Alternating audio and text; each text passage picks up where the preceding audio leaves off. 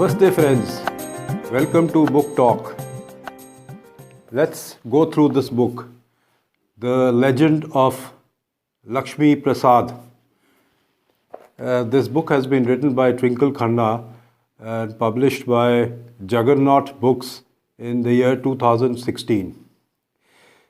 When Twinkle Khanna writes, it goes straight into your head and not over your head. I bring to you this title that is a collection of 4 short stories. The sequencing of these stories are as follows. The first you have The Legend of Lakshmi Prasad, then you have Salam Noni Appa, and third is If the Weather Permits, and the last story of this, which is also very interesting, is The Sanitary Man from a Sacred Land. Friends, if you are interested in light reading that has stories with social message, this indeed is the book. Lady author focuses on woman-centric issues that are known by everyone but are seldom spoken about. The novel has an assortment of stories from Bihar, Mumbai, Kerala and MP, almost like a national integration. The book starts with The Legend of Lakshmi Prasad. Now, this is about a young girl who resides in a village that is sandwiched between Kosi River and Ganga in Bihar. Her name is Lakshmi Prasad, Prasad being the family name. She has an elder sister by the name of Sukriti. The village has a rich foliage and it has a very famous and a precious fruit by the name of Jardalu. Now, these are some kind of golden mangoes and they are very sweet. And once you eat these mangoes, the taste remains in your mouth for a long period of time. So it so happens that Lakshmi's elder sister, who is just 3 years elder to her, is married off. Her name is Sukriti. She's married off very young. And like it happens in villages, and these people are in fact very poor. But sadly her marriage runs into rough weather, and after a while she is, she's tortured and then sent back to her Maika, that is her parents' home. There, Sukriti discovers that she is pregnant.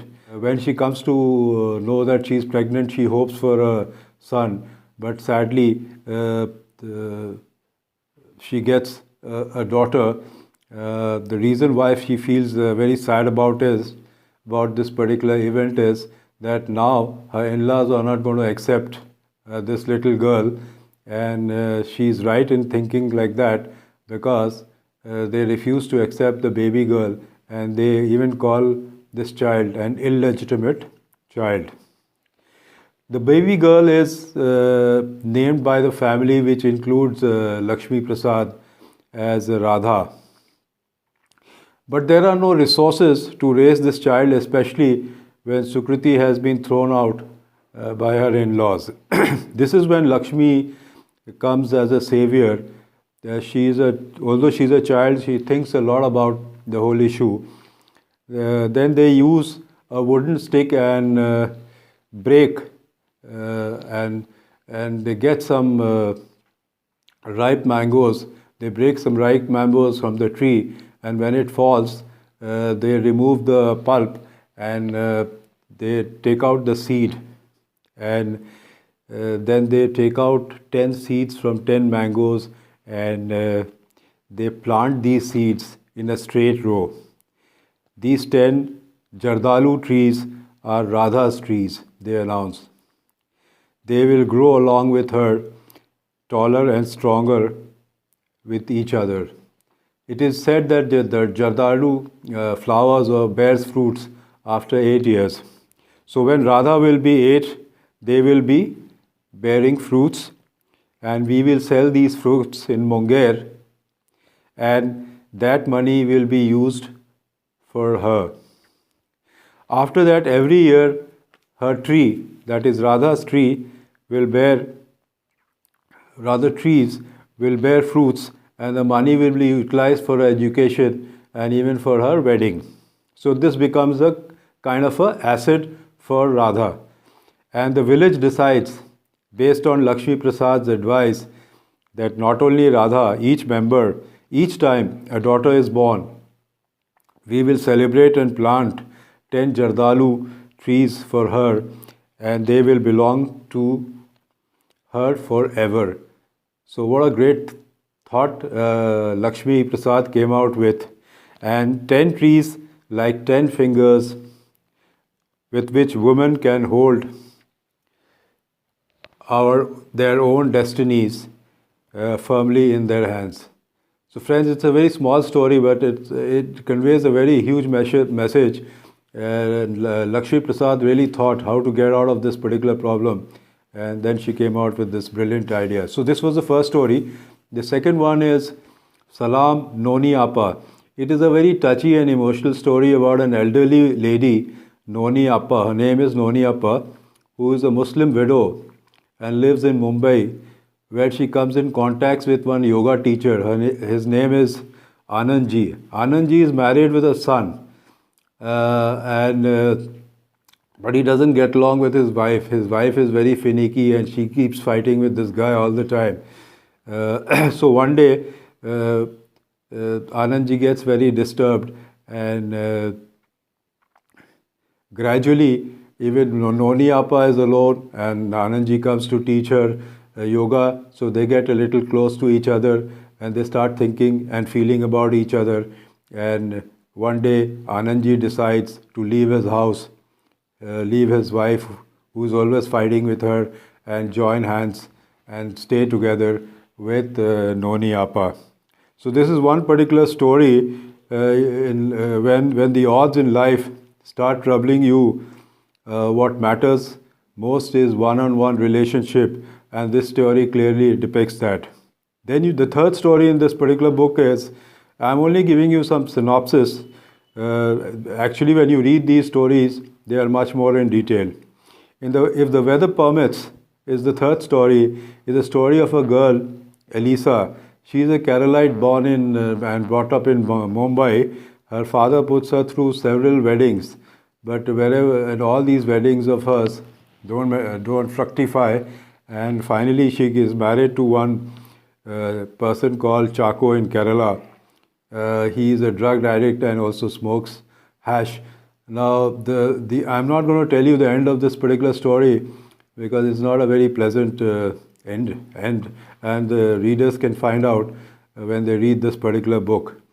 The fourth and the final story of this book is a real class, The Sanitary Man from a Sacred Land. This story is based on Padma Shri Arunachalan Muruga. Arunachalan Muruga.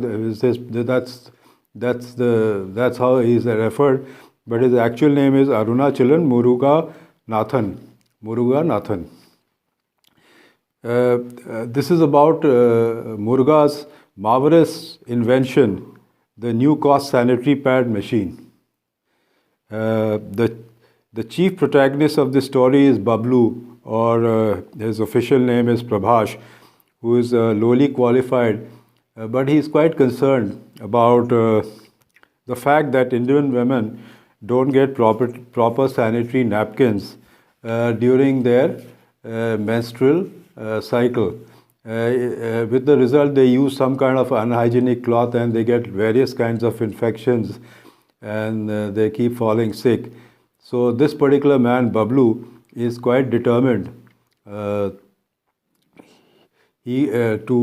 come out with a cheap machine that can manufacture sanitary napkins in a very cost-effective manner. Now, since this is a slightly embarrassing kind of a topic as far as villages and small towns are concerned, he keeps this as a secret in the town of Mohana. This is where he stays, where he lives, and in the process he is misunderstood by the people in the town, and they think he's some kind of a pervert or a mad fellow who's trying to invent something very fishy, or God knows what he's trying to do. So he's despised in the village. Even the situation goes to an extent that even his family deserts him and goes away. But Bablu is not deterred by these situations. He continues with his mission. In the process, he even loses the house, his mother, his sisters, and even his wife and child. They all desert him. But this guy, Bablu, is so determined that he has to make that machine, and he has to sell it to various women entrepreneurs who can then make cheap sanitary napkins for their fellow women. And finally, he emerges as victorious and succeeds in his mission. He's a successful and big man now, and the family, of course, joins this guy later on. But and then there is a teacher who teaches this guy English because he's not qualified, and he has to go to demonstrate his machine to IIT, and he's called to London, and various things happen in his life. But this story has been beautifully written, and Twinkle has really gone into a lot of detailing. So friends, this book is some 232 pages. The book is an easy read format, but has a flourish of vocabulary and excellent detailing, especially the rural areas and how this guy Bablu made that machine and what all goes into making that machine.